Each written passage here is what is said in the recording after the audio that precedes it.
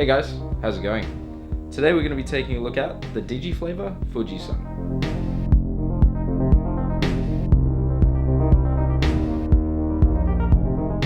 I'm going to be talking about some of the specs and how it works, and then I'll give you guys some positives and negatives, and we'll take it from there.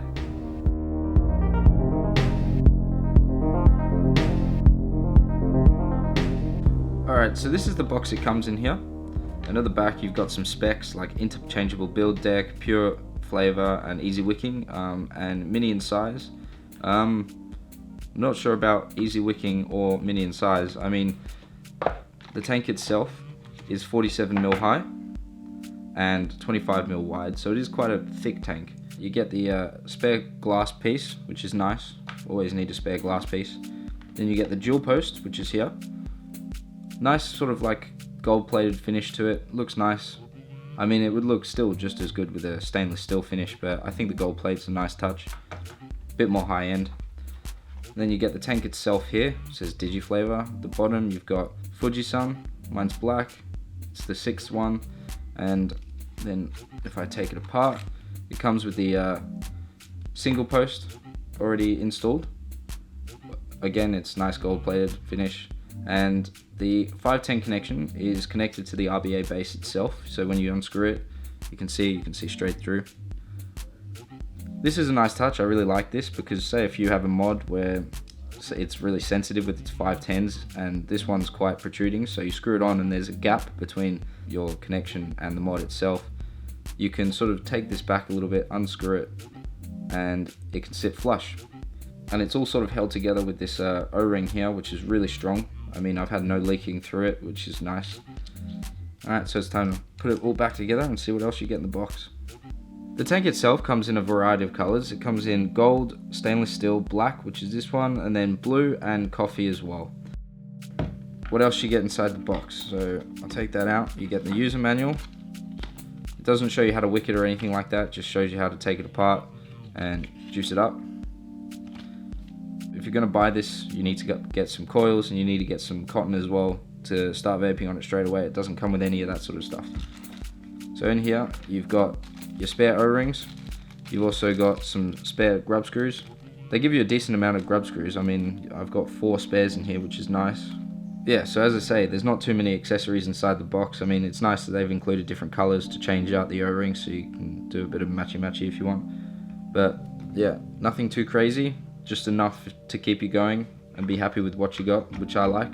So that's everything inside the box, and the tank itself, that will set you back about $35.80 from Heaven Gifts if you're in America, and if you're in Australia, I think it's about $39.95 from Wick and Wireco, which is just around the corner for me. I love that store. It's a great store.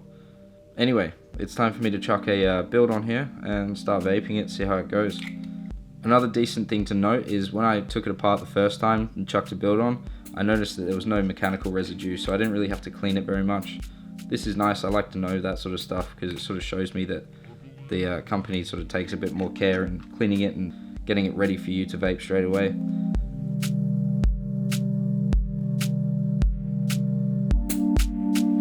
I think the tank itself looks quite good. It's got this like brushed metal finish to it and it's quite minimalistic. In fact, it looks a lot like the Troll RTA. I'm not sure which one got released first. I'm going to say it's the Digiflavor because the Digiflavor I heard about before Christmas, but the Troll I've only just started hearing about. But either way, that's not important. I also like the airflow rings that have stages in them.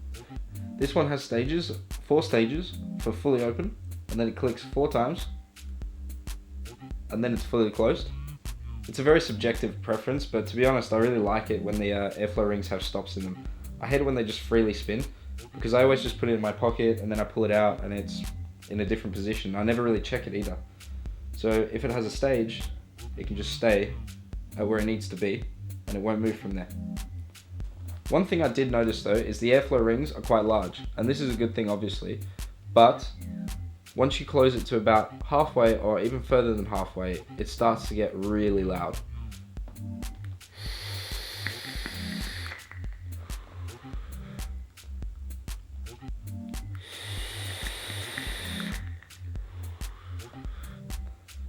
So that's just over halfway closed. And then if I open it back all the way, this is fully opened.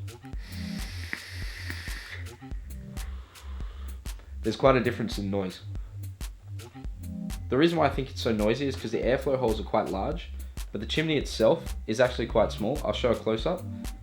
So even if you close the airflow holes about halfway, it's probably the same size as the chimney itself then. So you'll probably be getting the same airflow as it would be if it was wide open. So I feel like from halfway to about fully closed, that's where the adjustment really is made. If you have it fully open, I don't think it would make much of a difference. This to me looks like a bit of a design flaw, but at the end of the day, I don't really know how else they would fix this, unless they had top airflow as well, but there's no real room for top airflow on this tank. So I think we just have to deal with it. The mid-position build deck, which is right in the center there, and the wicks come down underneath it, is only something we're starting to see recently come into market, and I really like it, to be honest. I haven't really had any problems with leaking on the single post. It's been quite easy to wick and pretty straightforward, but on the dual post, it's quite a little bit more finicky, and with this one, I find that you have to over-wick, only slightly over-wick, and if you over-wick too much, it can choke the holes, but if you under-wick, it can also flood the tank.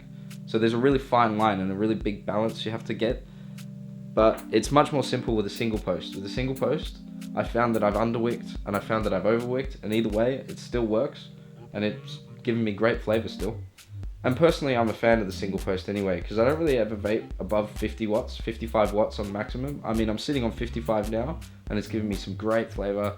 The coils I'm using in this one are Geek Vape Fuse Claptons, and I mean, it's perfect. It wicks perfectly. I get no spit back. The ramp up time's good. Everything works pretty well. But as I say, the single post is much easier to wick than the dual post. The dual post is a little bit harder, a little bit more finicky. I mean, I've only got this to work maybe 2 or 3 times, and I'll tell you right now, it can be a pain.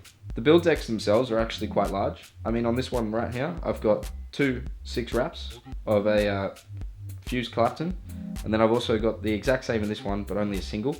And I mean, there's room to spare.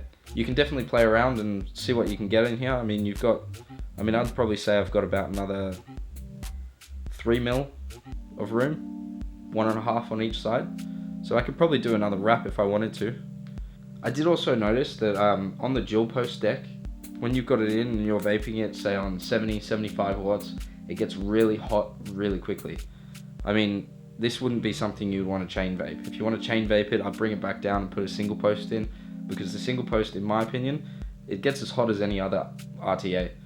But yeah, I mean, as I say, with the dual post, I'd be worried about this overheating, and also overheating your device. It does get very hot, especially around the top of your device as well.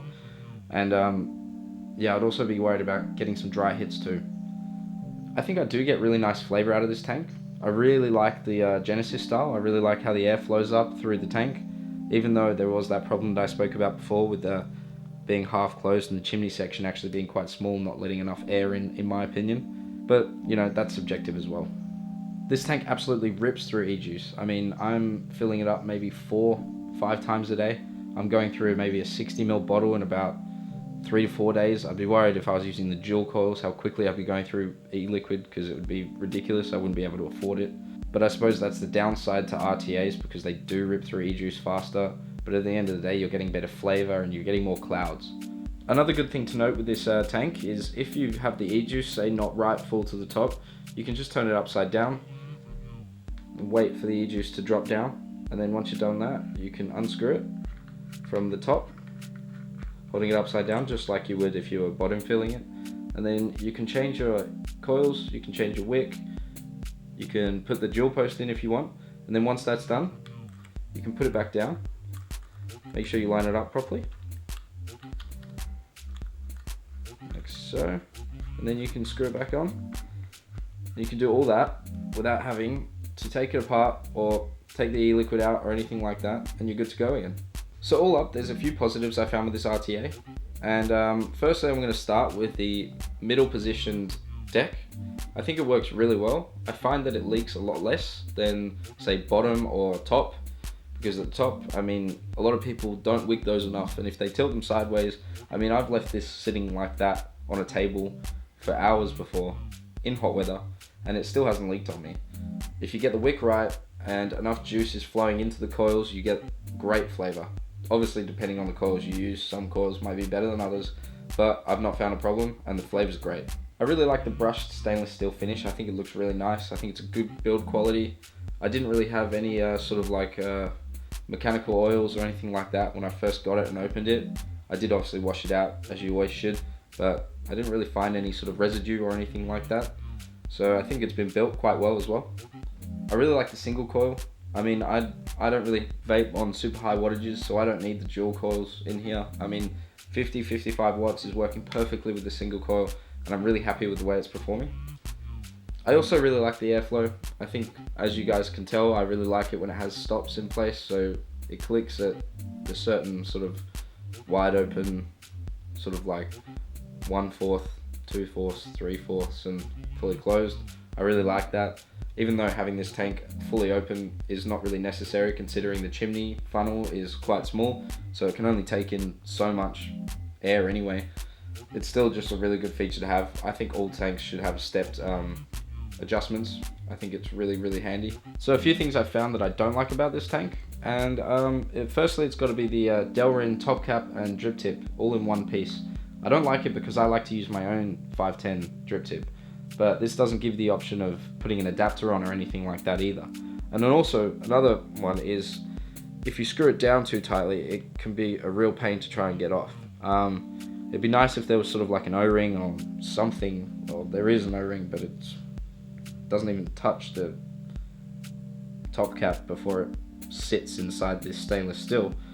So it'd be much nicer if there was some sort of like something to give a buffer so you can unscrew it a lot easier. And also, the Delrin has threads inside of it, and these threads are going to strip, because Delrin's just a plastic. If you're screwing it into stainless steel, it will strip, especially the amount of times I'm unscrewing mine every single day just to refill it. So that's an issue. I noticed that the Wotofo Troll has the exact same top cap, and they've sort of inset stainless steel with threading inside of that. So you're just threading stainless steel on stainless steel, which is much better. That will last you a much longer time. So if that's a deal breaker for you, because I know that my local vape shop doesn't sell replacement top caps, so I'm probably gonna have to order it off eBay, or I don't even know, I haven't even looked. That might be a deal breaker. If it is, go for the Wotofo Troll or something like that, because at the end of the day, they're very similar tanks. The only slight difference is the build deck, but even so, I'm pretty sure that's a Genesis style as well. That might be a better option for you. Another thing I don't like about it is the dual post deck here. I mean, it is really nice when you wick it perfectly and everything's working well, but that's exactly what you've got to do. You've got to wick it perfectly. I mean, it is a bit of a guessing game. I mean, you have to guess how much wick is right, because it's so easy to choke it, but also it's so easy to leave it just open enough for it to flood the deck and sort of run into your airflow as well. So at the end of the day, I mean, this is a subjective dislike. I mean, some people may love this, some people may not, but for me, I don't. And also, if you're looking to get into RTAs, I would not recommend getting the Digiflavor Fuji. This is a little bit more professional, but the single coil, I mean, that's not really that hard. And another thing is, if you do underwick it with the dual coils, all of the e-juice will run into the coils and out through your airflow holes. So it can be a massive mess to clean up. But, I mean, overall, and wrapping this up, I think the tank is really nice. I mean, I would recommend it, but as I say, I would not recommend it for sort of people looking into getting into the RTAs, unless you are like a solid builder and a solid like dripper anyway. You'd probably catch on really quickly and figure out how to use this. But I mean, if you were going from tanks with sort of like stock atomizers or stock coils pre-built, and you're moving into RTAs, don't look at this one. Look at something like, I don't know, the Avocado or something, where there's a million reviews online on how to use it and how to wick it and all that. Unless you obviously want to dive in head first and sort of get this one and waste a lot of juice until you get it right. And then when you get it right, obviously it'll be great. But once you do get it right, the cotton, everything's perfect. It tastes great. And I have no faults really, except for the Delrin top cap and the chimney airflow not being wide enough in my opinion, but I don't think there's much they can do about that. But yeah, as I say with this one, I mean, for a beginner, probably not, but for maybe someone who's slightly further advanced than that, then this could be a really good vape for you. I mean, I found it really pleasant. I've really enjoyed it. Anyway, thanks for watching my review, guys. Don't forget to like and subscribe, and leave me a comment if you have any requests or you have any feedback or anything. Don't be afraid to talk to me about it, and I hope you have a good one. Thank you.